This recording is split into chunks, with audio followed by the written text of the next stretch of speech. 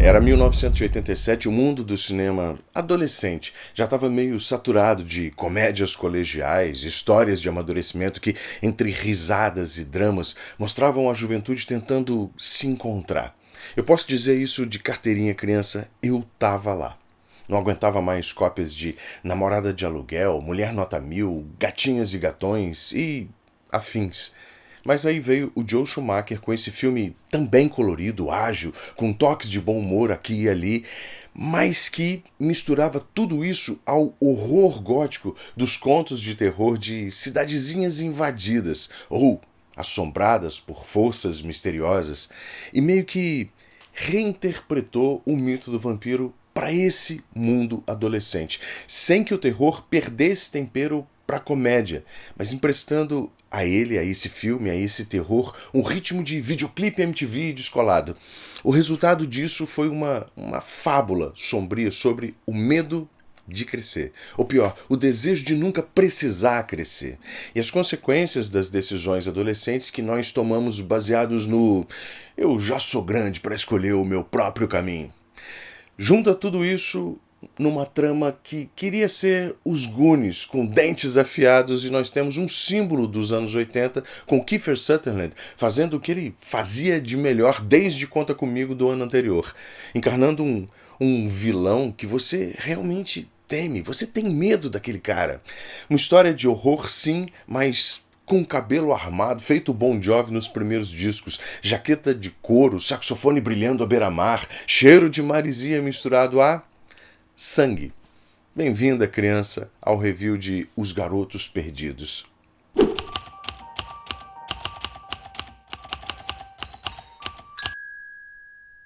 A história começa com a Lucy Emerson mudando-se com os filhos, o Michael e o Sam, para a ensolarada e misteriosamente decadente Santa Carla, cidade marcada por desaparecimentos e grafites que apelidam o lugar de a capital mundial dos assassinatos. Enquanto a Lucy tenta reconstruir a vida morando de favor na casa super excêntrica do pai dela, que também é super excêntrico, o Michael e o Sam exploram esse novo território, que é um lugar enorme, com um parque de diversões, à beira-mar, festas, flertes, e o lado noturno dessa cidade que parece nunca dormir.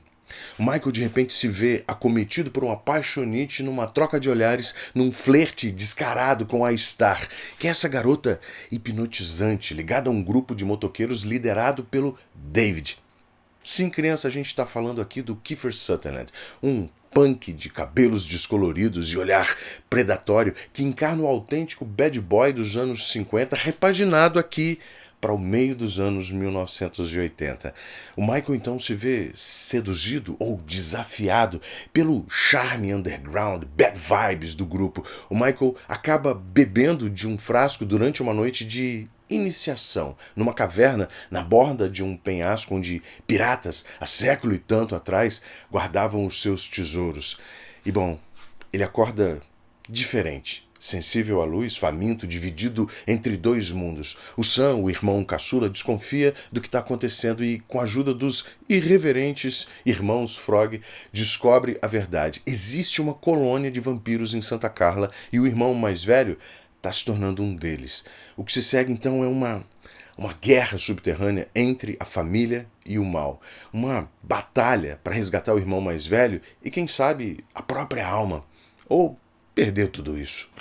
Os Garotos Perdidos é, antes de tudo, um filme sobre família, tentação e identidade. A figura do vampiro, tradicionalmente associada à luxúria, à corrupção da inocência, aqui ela é reimaginada como um símbolo de rebeldia juvenil. O sangue é a droga, o poder é o apelo, a imortalidade é a armadilha. O Schumacher ele constrói um universo onde a linha entre o fascínio e o perigo é tão tênue quanto essas paixões juvenis. E a juventude, essa mesma juventude, parece disposta a cruzar essa linha com um sorriso de autoafirmação. Claro, para depois ver a besteira que fez. Mas existe aqui também uma leitura mais íntima, a do amadurecimento. O Michael é o jovem que precisa escolher entre a liberdade sem limites e o compromisso com o que ele ama, com a família. O Sam, o irmão mais novo, ele representa a pureza e o humor que resistem ao horror. A Lucy é o amor materno incondicional que tenta segurar uma família em desintegração, ela mesma se sentindo desintegrar pelo casamento fracassado, pelas feridas ainda latentes do fim desse casamento. E no fundo desse pequeno drama íntimo está a cidade Santa Carla, esse espaço mítico onde a decadência urbana é o espelho da alma dos seus próprios habitantes. Mas vamos até o ponto de virada da história, o que muda tudo e tira os personagens definitivamente das suas vidinhas mundanas. O momento em que o Michael, deslumbrado pela Star, seduzido pelo David, que aqui funciona como um mentor, instruindo, incentivando o seu pupilo. Bom, Michael bebe do frasco de sangue, mesmo a garota dizendo que ele não deve beber daquele frasco. O David diz para ele com todas as letras que aquilo é sangue, mas diz isso de um jeito meio jocoso, rindo. E o Michael não quer parecer um novato assustadiço no meio dos caras maus do pedaço. Esse momento da história é o catalyst, o catalisador, o ponto de não retorno, o limiar do primeiro para o segundo ato. É o instante que lança o herói nesse novo mundo. Não é coerção, é uma escolha. Você percebe isso? O Michael escolhe beber daquela garrafa e é isso que torna o momento tão poderoso. A cena é quase ritualística, um batismo às avessas em meio à música, as imagens girando em frenesia, adrenalina adolescente. A partir daqui, o Michael se torna o elo entre o humano e o monstruoso e nós entramos com ele nesse labirinto de prazer que imediatamente se transforma em culpa. O que parecia ser só uma aventura noturna, um desafio cretino de um grupo de garotos que se dizem barras pesadas para esse cara novo na cidade, que precisa garantir sua vaga no mundo sem baixar a cabeça, sem virar motivo de troça depois e ainda mostrar para a garota mais bonita do pedaço que ele pode sim ser durão também e passar pela prova adolescente com um olhar blasé que um homem adulto sustentaria. Bom, esse momento se revela uma descida aos infernos e o copo, a garrafa compartilhada, se transforma em metáfora da contaminação moral e emocional também. Um simples gole abre as portas para o abismo e o terror do Joel Schumacher começa a ganhar forma nesse momento. O Jason Patric cria para o jovem Michael um herói dividido. Não é o típico rebelde sem causa, mas esse rapaz sensível que perde o rumo ao ceder à tentação e apenas aqui. A gente não tem nenhuma cena da vida da família antes da cidade, só os diálogos são suficientes para entender o personagem antes de Santa Carla e o seu papel como eixo central da família agora, enquanto a mãe tenta se reerguer e o irmão mais novo não tem sequer maturidade para perceber os próprios arroubos de infantilidade. O Michael chega à cidade e pensa em encontrar um emprego para ajudar na nova situação da família. Ele está ali para podar as atitudes e falas do irmão que ferem a mãe que já está emocionalmente abalada. Esse personagem entende que precisa assumir o lugar do pai ausente. É visível que essa é a postura do personagem naquele instante da história da família. O que nos leva ao Corey Haim no papel do Sam, o irmão mais novo. Ele é engraçado, ingênuo, mas é corajoso também na medida certa. O que representa a pureza que tenta salvar o irmão, aquela pureza de um elefante entrando numa loja de cristais sem noção nenhuma da força ou da fraqueza, do perigo, do estrago que pode fazer, até para si mesmo. E a química entre o Corey Haim e o Jason Patric, os dois irmãos, é perfeita, é palpável e equilibra muito bem o humor e o desespero da história. Mas entre eles, ou acima deles, está a Diane West, que por sua vez empresta humanidade e ternura para Lucy, a mãe tentando se reencontrar no mundo, como mãe mesmo, mas também como mulher. Aqui é bom lembrar que o coração do filme é familiar, não exatamente sobrenatural. Entre gritos e estacas existe uma mãe tentando manter os filhos vivos, unidos. Na verdade, não só uma mãe, mas a gente só vai descobrir isso muito no final. Mas é Kiefer Sutherland como o David que rouba a cena aqui. Esse cara tem uma presença magnética, meio anjo caído, meio punk descolado, e redefine o arquétipo do vampiro nos anos 80 para os olhos dos jovens. Esquece então o vampirão do Christopher Lee, que naquele meio tempo estava meio mofado, bastante careta. Aqui cabe um adendo, eu sou muito fã dos filmes da Hammer. E essa aqui é só uma análise do impacto daquele novo arquétipo de vampiro para o jovem oitentista colorido, vibrante, alimentado pela MTV, pelo brilho daqueles anos tão deslumbrantes, pelo menos para nós, adolescentes dos anos 1980. O David do Kiefer Sutherland é sensual, violento, enigmático. Uma espécie de ídolo de uma geração perdida, quando um garoto queria ser mal, não mal de verdade, mas parecer descolado, um mal de boutique fazendo caras e bocas, usando roupa preta, insinuando tiradas cínicas e malévolas. Ele tinha um espelho nesse personagem. E nós chegamos ao meio do filme, o espelho da jornada, quando tudo que os personagens conheciam ganha um tom sombrio de reflexo, de inverso, de mundo invertido, que só promete pesadelo, onde o inferno se revela. Em Os Garotos Perdidos, esse momento é o voo com a gangue e o massacre na praia. O Michael vê o que o David e o grupo todo realmente é e o que ele mesmo está prestes a se tornar. A vertigem da câmera, a música pulsante, o contraste entre prazer e violência transformam essa sequência em um ritual de desmascaramento, mas de crescimento também. Até ali o Michael ele tinha receio do que estava acontecendo, dos seus atos. Aqui ele tem certeza de que cometeu um grande erro. O midpoint muda o eixo emocional do filme. O desejo de pertencer se converte em necessidade de escapar. E o amor pela Star, antes idealizado, agora é uma âncora no meio desse caos todo. O Joe Schumacher, o diretor, ele conduz a transição com uma maestria pop, equilibrando horror e empatia também. A Noite de Santa Carla deixa de ser sedutora e passa a ser uma prisão eterna, talvez. O Joe Schumacher não caiu de paraquedas no universo de Os Garotos Perdidos.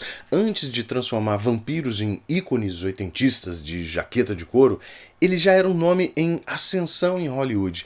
Ele era formado em design de moda e o Schumacher começou no cinema como figurinista. Ele trabalhou, inclusive, em O Dorminhoco de 1973, do Woody Allen. E migrou para a direção, mas com esse olhar aguçado para o visual.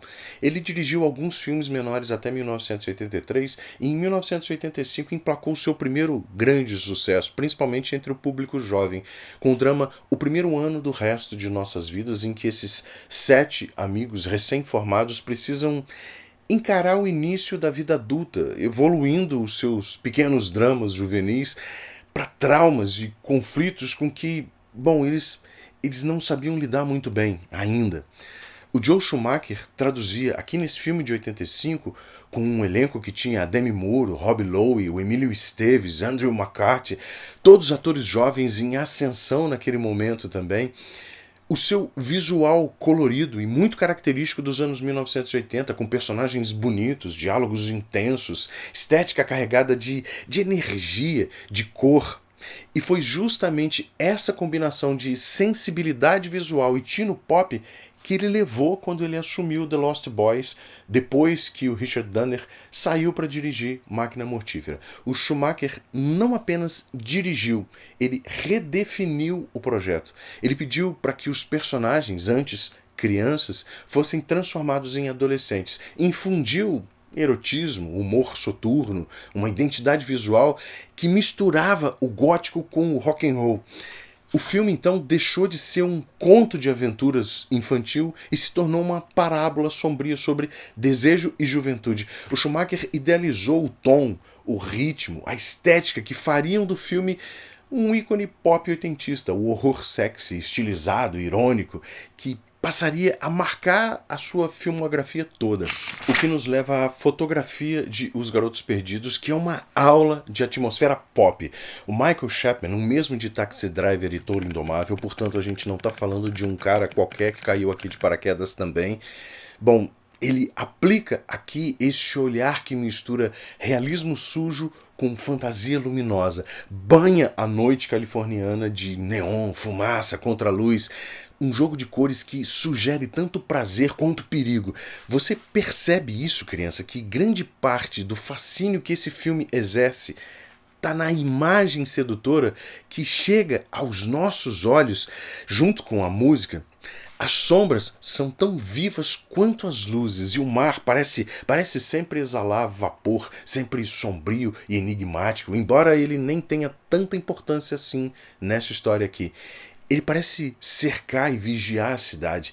Essa composição cria uma cidade que respira e ameaça. Santa Carla é, ao mesmo tempo, paraíso de veraneio e inferno urbano, principalmente noturno. A estética do filme conversa diretamente com o universo dos videoclipes da MTV, que dominava o imaginário juvenil naquele ponto, naqueles anos 1980. O Schumacher, atento a essa linguagem musical, dirige como se cada sequência fosse uma canção visual. Cortes rápidos, iluminação hipnotizante, ritmo marcado por guitarras e sintetizadores.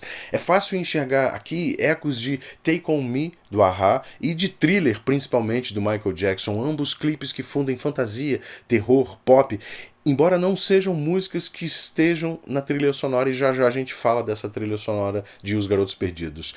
Esse conceito está aqui nesse filme, cinema de horror embalado como videoclipe, e isso é o que torna esse filme tão único, capturando o espírito de uma geração que vivia entre a tela da televisão e a penumbra das baladas, jovens que queriam ser eternos, mesmo que à custa da própria alma.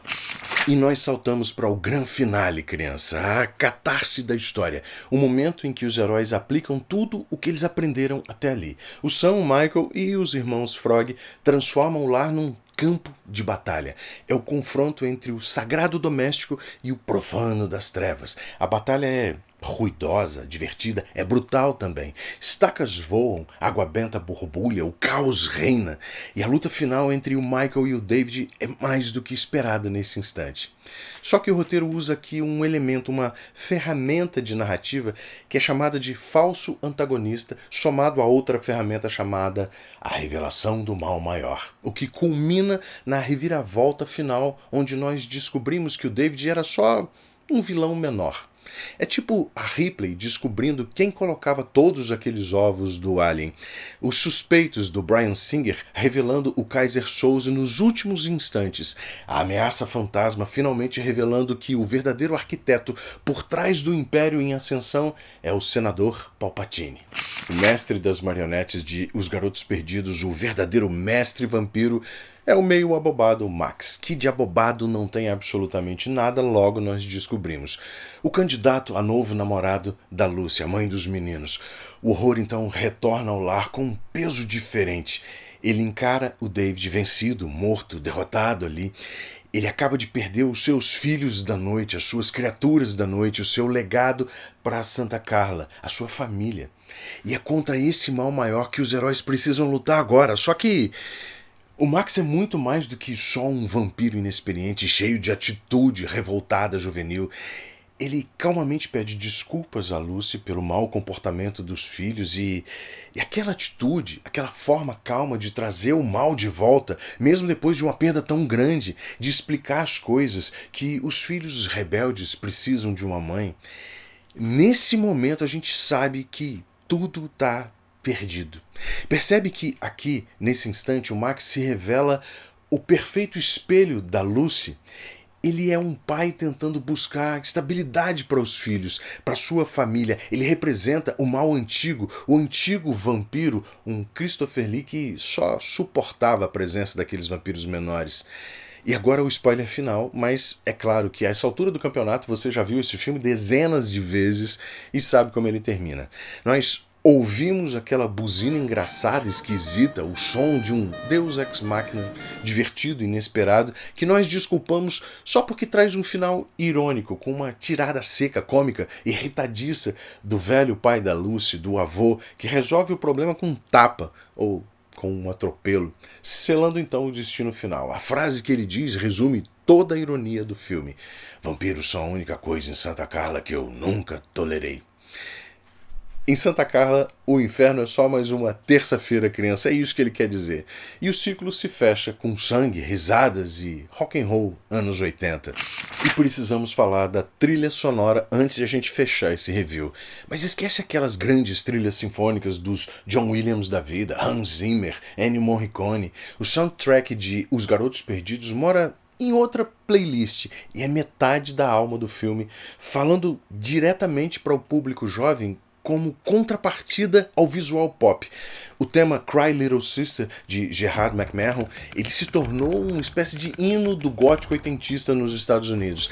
A letra fala de abandono, de desejo de pertencimento, mais aderente ao filme não poderia. E o tema central aqui, o verdadeiro coração da história, é exatamente esse tema da música. No meio de uma festa surge um saxofonista musculoso empunhando o seu instrumento em ataques cortantes, enquanto Tim Capello entoa Oh, I Still Believe. Bizarro, exagerado, potencialmente um símbolo da segunda metade dos anos 1980. MTV purinho. Culminando com a versão de Echo and the Bunnymen para People Are Strange, uma das melhores canções do Doors, do disco Strange Days. O roteiro original de Os Garotos Perdidos, de James Jeremias e Janice Fisher, na verdade foi concebido para ser uma história infantil, quase uma paródia de Peter Pan. Como eu disse, Os Goonies com vampiros, e permaneceu assim até a saída do Richard Donner, que foi o diretor que iniciou o projeto. Aliás, que é diretor também de Os Goonies. O Joe Schumacher surgiu e decidiu envelhecer os personagens, os vampiros que inicialmente seriam crianças, pré-adolescentes de 12, 13 anos, e adicionar uma camada de sensualidade e de bastante perigo também, que realmente está no filme. The Lost Boys foi filmado em Santa Cruz, 550 quilômetros ao norte de Los Angeles, rebatizada aqui de Santa Carla porque, bom, a administração pública ficou com medo, com receio daquela placa que dizia Capital Mundial dos Assassinatos, que aparece no começo do filme. A ironia, e talvez o gatilho comunitário, é que esse apelido de Capital Mundial dos Assassinatos veio da própria história da cidade de Santa Cruz, que foi marcada por diversos crimes reais nos anos 1970. Isso sugere até que em Os Garotos Perdidos nada é realmente gratuito. O terror já está enraizado num realismo simbólico da localidade. Um belíssimo balneário no Pacífico que carrega o mal já na sua paisagem. Com um orçamento de 8,5 milhões de dólares, Os Garotos Perdidos arrecadou 4 vezes mais nas bilheterias e virou um cult instantâneo.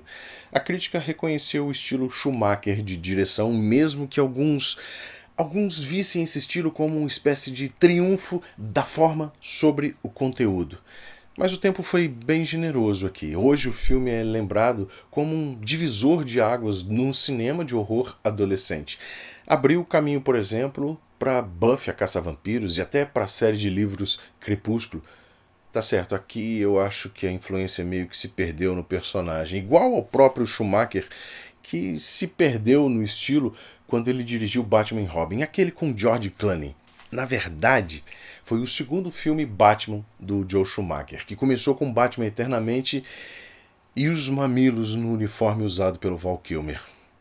Bom, toda uma gama de histórias vampirescas modernosas, toda uma geração de narrativas em que o vampiro é também uma metáfora para a juventude, veio depois desse filme, depois de Os Garotos Perdidos.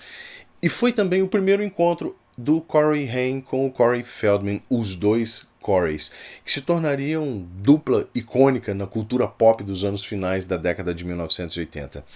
E a imagem do Kiefer Sutherland de cabelos loiros e aquele olhar selvagem permanece até hoje como a personificação do vampiro moderno dos anos 80, que não precisa de, digamos, brilhar sob o sol para chamar a atenção. Tá bem. Eu acho que eu vou ganhar alguns desafetos aqui, talvez eu ganhe também uma aula de Crepúsculo e Edward Cullen de Gorjeta por causa desse comentário. Os Garotos Perdidos é mais do que um filme de vampiros, é uma carta de amor à juventude perdida dos anos 1980, à rebeldia, à noite eterna de uma das décadas mais criativas, coloridas e importantes do cinema. Combina humor, horror, tragédia com uma naturalidade pop que poucos filmes conseguiram repetir. É um conto moral, tá bem, algo superficial, mas divertidíssimo, disfarçado de videoclipe, uma fábula moderna sobre o medo de envelhecer e o fascínio pelo abismo. O Joel Schumacher capturou uma geração inteira aqui, aquela que viveu a juventude na segunda metade dos anos 1980, entre a inocência e a ruína, e fez dessa geração, um manifesto pop art e terror divertido. No fim, o verdadeiro terror não são os vampiros, mas o tempo, criança, porque o tempo, ao contrário deles, não perdoa ninguém. Mas me conta você tem a mesma opinião sobre Os Garotos Perdidos? Para um filme que não é um tratado sobre os Nosferatu da vida ou da morte, mas essa revista teen cultural que se atreve a reinventar o que o Bram Stoker imortalizou com tanta pompa e maestria. Fala a verdade, é um filme bem legal. Deixa aqui embaixo os seus comentários e não esquece de curtir, compartilhar. E visitar o site e a loja da Tramatura para dar uma espiada nos nossos livros de terror, principalmente a série Gritos de Horror, que está chegando já no seu terceiro volume. Se você não tem ideia do que se trata a Gritos de Horror, eu explico rapidinho. É um livro seriado que emula as antigas revistas pulp americanas de terror. A gente garimpa lá do começo do século XX as histórias, os contos de terror que apresentaram ao mundo nomes como H.P. Lovecraft, o Robert Bloch, o escritor que mais tarde publicaria o livro Psicose, que depois virou o filme do Hitchcock, entre vários outros autores de terror. E em cada edição, além desses medalhões, a gente traz um conto de terror nacional original. Tem até um conto meu desse cidadão que vos fala na Gritos de Horror número 1. Corre ali para dar uma espiada. O link está na descrição ou nos destaques logo aqui embaixo do vídeo. E, bom, a gente se vê logo logo.